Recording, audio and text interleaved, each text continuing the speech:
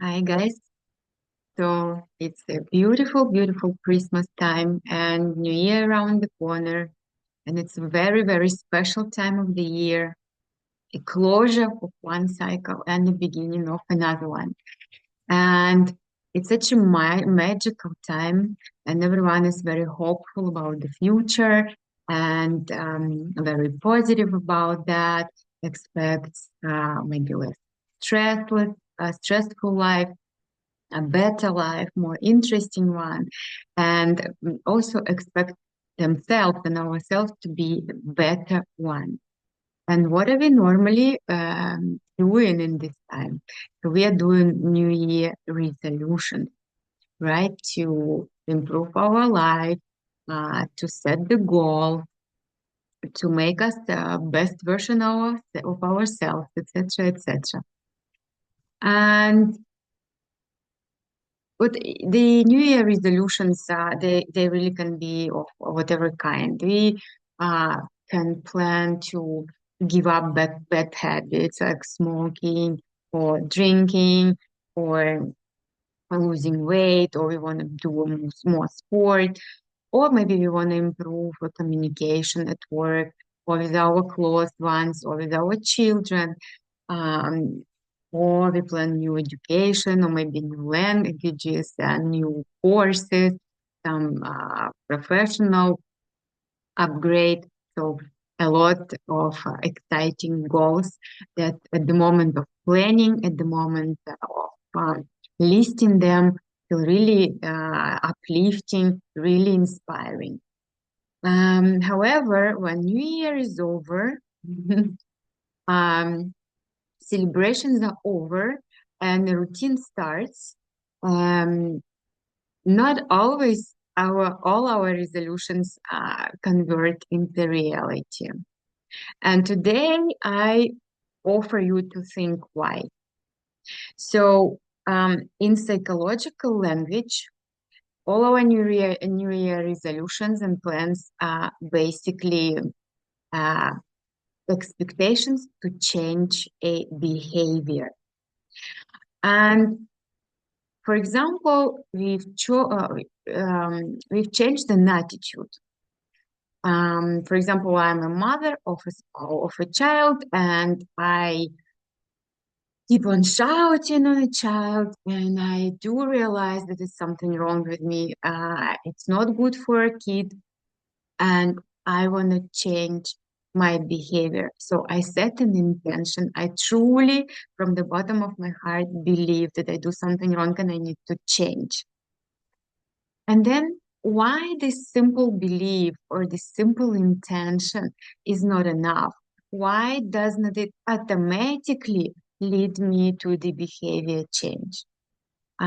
It's because between the attitude change or intention setting and the behavior change, there is this big roadblock, very serious, heavy construction called habit. So habit possesses a couple of unpleasant quantities. I mean, depending on the habit, maybe the good habits possess them all.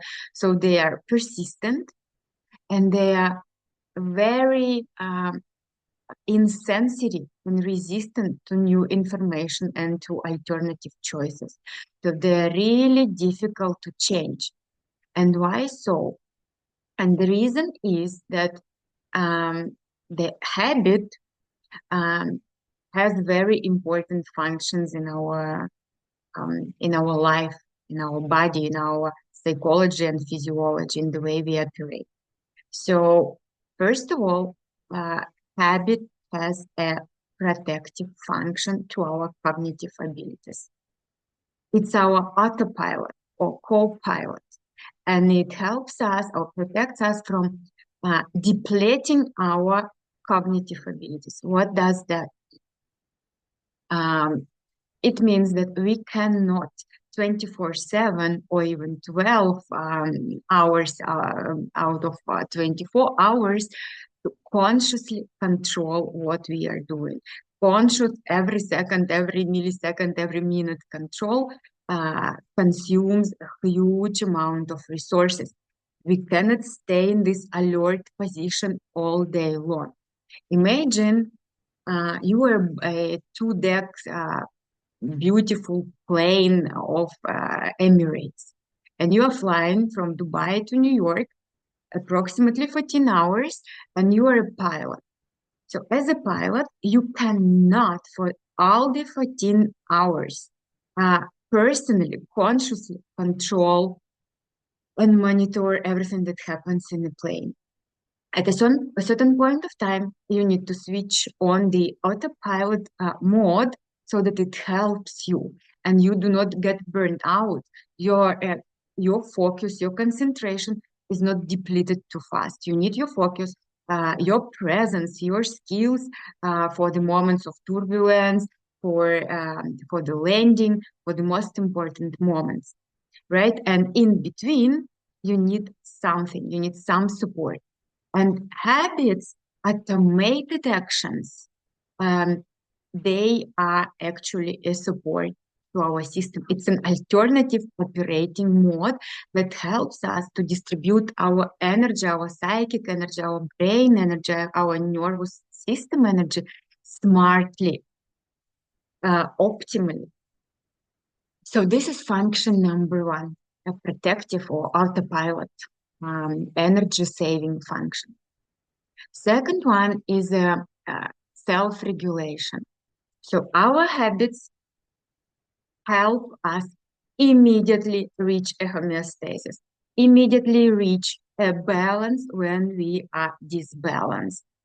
For example, if we have a situational stress or anxiety, we run and smoke because smoking, even if morally, socially a bad habit, for our nervous system, it's fast, available, extremely efficient, self-regulating tool in the moment.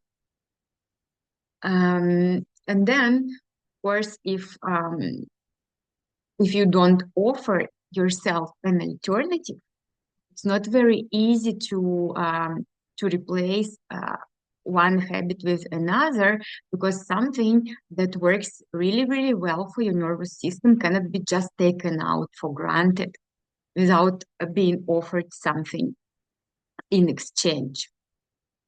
And then the habit, even if it's not an obvious function, but some habits are really provide for our basic needs. Some habits, even if malfunctional, even harmful, they occasionally, on the short term, ensure us safety, peacefulness, a sense of acceptance and comfort and being understood. For example, if you got used to eating junk food every evening, and junk food is pacifying, right? It's calming, it's pleasant. And for example, there are studies that even the outcome deterioration does not impact on the bad habits. So for example, you order pizza every 3 days, pizza delivery. And then you notice that pizza is not of the same quality. You do not enjoy it as much as it was in the past. But habit is already there. And pizza is your pacifier, calms you down and tranquilizes you. You feel really well. So even if the outcome quality, the quality of the pizza is deteriorating, you keep using it because it satisfies your not obvious basic needs. So all these functions, having all this set, you already might realize how important and how embedded the habits are, and how much do they mean for our body, for our psyche, for our system. So let's see how the new habit formation, what the new habit formation depends on. And there are basically three big influencers. So first is frequency. You know, guys, all my life, I was told that the change to change a habit, it takes about 21 days. They were all lying. It's not true. It's actually not a scientific. I don't know where the people even took these 3 weeks. So the studies show that it really depends on the frequency of repetition and on the complexity of the habit you're gonna to form and to uh, adopt. And it might be from 6 weeks with the very frequent repetition, maybe 4 times a week, to up till 9 months. It really depends. Um, so we need to be patient. When we want to change a habit, we need to assume quite a work ahead. We should not stay in the illusion that from today to tomorrow, just because of New Year, something will magically change. It might require an effort and patience and time. Mm. Then the second point that impacts formation is reward. And reward is also not a black and white here. The impact of reward. So reward, we need to divide into two parts, external and internal. And external reward is mainly a financial reward, financial incentive, or approval and appreciation and feedback of others. So the studies show that it does not always work well. So it helps on the first stage of habit formation, maybe on the initial stage, but then as this external reward is removed, the habit is no longer forming. So it really depends. You cannot fully count on it. What works better is internal reward. And internal, it may be a least understood by a lay audience, but it's something that we check upon our true self. It's more about our internal values, about how the actions we're trying to, or the goals we're trying to achieve, are corresponding to our true self. And if it's not, then it would be very difficult to implement. For example, you decided you buy a Chanel bag in 2025, but you decided it not because you truly like a bag. You decided because you saw a lot on Instagram and because your friends are talking about that and it seems important and it points on your status, etc., etc. But it's not really your value. So you won't be motivated to buy a bag if it does not really correspond to your true values. Another point, ecology. If ecology is not something that is dear to you, which you profoundly care about, then, for example, a habit to separate the garbage or use the fabric bag instead of plastic bag, to use something recurrently. It might be not an important habit to implement, but to work on. Why would you, if it's not really your core value, right? So it's very important to remember the reward impacts, but depends on reward, and we cannot count fully on the financial reward. Then the third one is very important also. It's a context stability. So the predictive environment is very, very important for the rooting the new habit deep inside. For example, if we want to conduct a healthier lifestyle and if we want to go to sport gym more often, then we need to make sure that we have a sport gym in the neighborhood. We know which one to go. We've bought an abo. So we need everything more or less stable and predictable and available.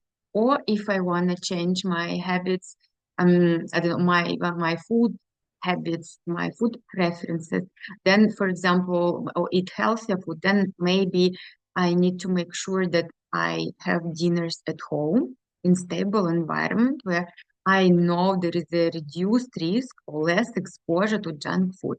So the context stability is really something that matters. And in the unstable context, it will be more difficult to be consistent with the repetition of the new habit. Then the habit is really something that takes a lot of energy to correct. And it can be hindered by addictions. So if your behaviors are already addictive, then it will take even more time, and maybe even you would need an external support of psychologists, psychotherapists, depends. And if you are stressed, fatigued, or in depression. So that's very, very important. Don't start anything new when you are stressed, in the fatigue, or when you expect a stress. Yes, it's nice and glamorous and Instagrammable to proclaim or declare that from the January 1st or January 2nd, you will start doing this, and that. But if you are an accountant who has a year-end closing in January, or if you are a student or university professor that has exam session at this time and you need to prepare and you're in a huge stress, then most likely if you try to start with a new habit at the same time, it's very probably you fail. So the good rule is one stress at a time. Just put it on your resolutions list, but don't start at a stressful time. Start it when life calms down a little bit again, because you need an energy for your resolutions. You need an energy for behavior and habit change. It's not for free. It's not that easy. Then let's go to more detailed life hacks. So I listed several. So first of all, have a very clear, simple plan for every step. You need to make sure everything is predictable. If the action specified in a plan is sufficiently specific, then it feels like feasible to your psyche and to your brain.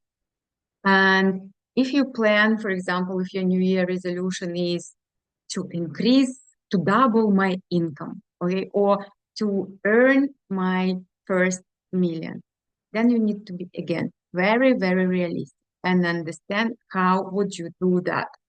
Now, if your annual income was 800,000, 700,000 to 800,000, and you want a million, maybe you can reach it. Maybe it's doable. But if your annual income was 100,000 and you want to reach 10 times more, and you don't understand how, but you just want because everyone in Instagram tells it's possible, and there are many simple ways, and you just need to buy this product or that product or that product, and you will succeed. You know, if you don't understand how, if you don't understand step-by-step action, if you don't understand what resources it will require you, then most likely you will never come to 1 million. So it should be very, very realistic. And if you believe in 10 times increase, then most likely your magical thinking is activated, or you don't understand what does it mean to earn 1 million. And maybe you have a very poor, bad contact with reality at this particular point of your time. And you need to think, you better think about that than 1 million. Then, second life hack is imitate a behavior in your mind. Literally play it, rehearse it, repeat it in your brain. Our brain is not quite clear of what is reality and what is fantasy. And when we experience in some emotions in our imagination, the brain might experience them as a truth. And it can also memorize our actions.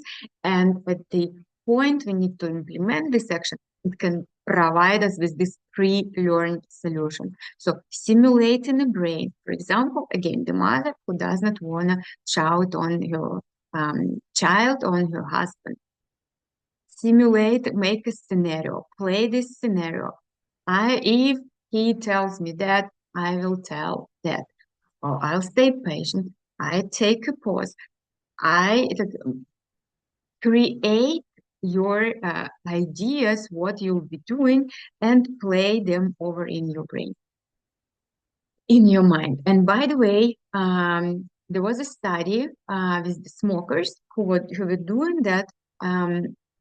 And after 1 month of doing that, 15% smokers managed to not to take a cigarette, 15% more than a group that did not practice this scenario planning. So 15% is quite a good difference, right? Quite a good support.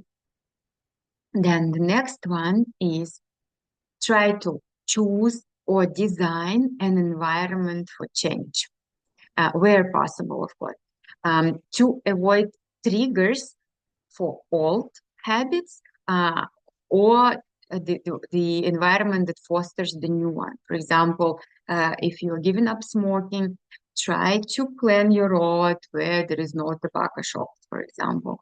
Or if you plan to increase your physical activity, commit to a group or go to a summer camp where environment just facilitates and support your intention and your habit formation where possible.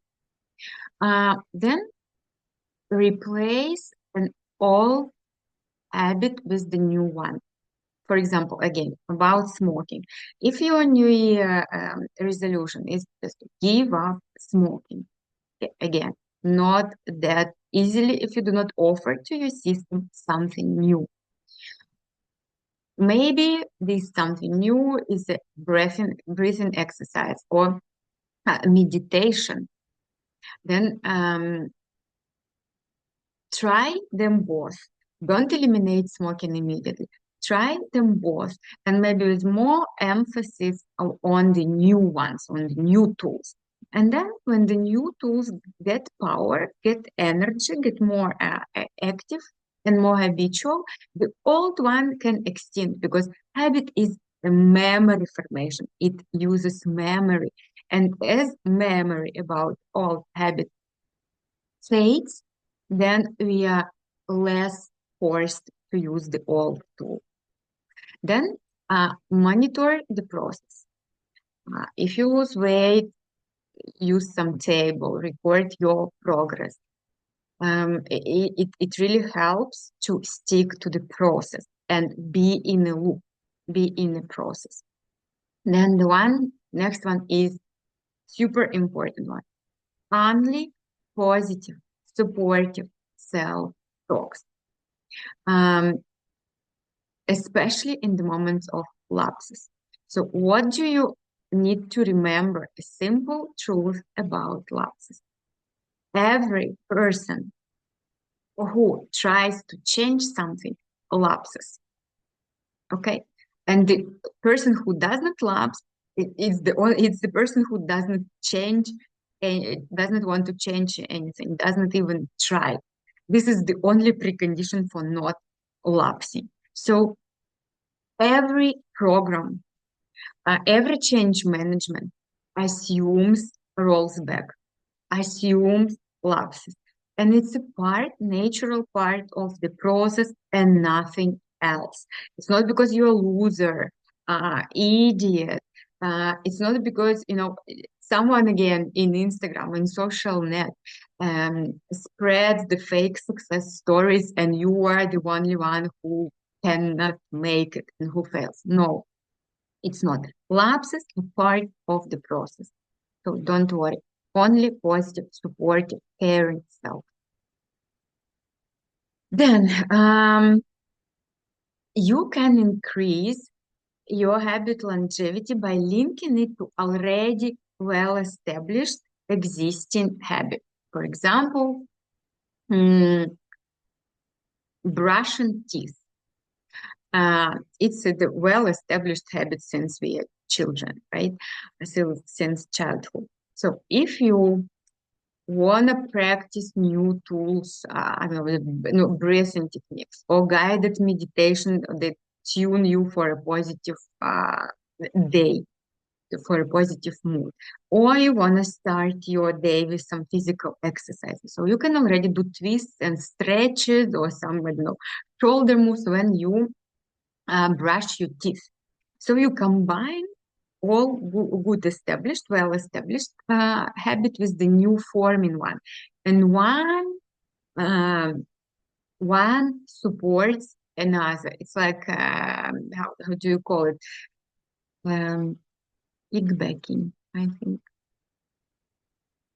Something like that. Yeah. Um, again, constantly refresh your motivation. Everything new is already is yet weak in our memory. It requires constant refreshment, and try to create notes in your iPhone maybe and reread the notes. Set a picture, inspiring picture as your wallpaper. Record some inspirational, motivational talk in your microphone app again on your iPhone. Try to draw your goal. So connect to your goal in many various ways, not only verbal one or not only written one. Try to use all the channels, including the ones that talk directly to subconscious, including drawing, painting, and so on and so forth. So I think that's it. I really would like to hear from you. Did you use something that particularly helped you to establish, to introduce new habits? Maybe you can share in the comments. Or since you have listened to this mini lecture, you can share what habits or what New Year resolutions did not work in the past, and why do you think they did not work based on what I've said.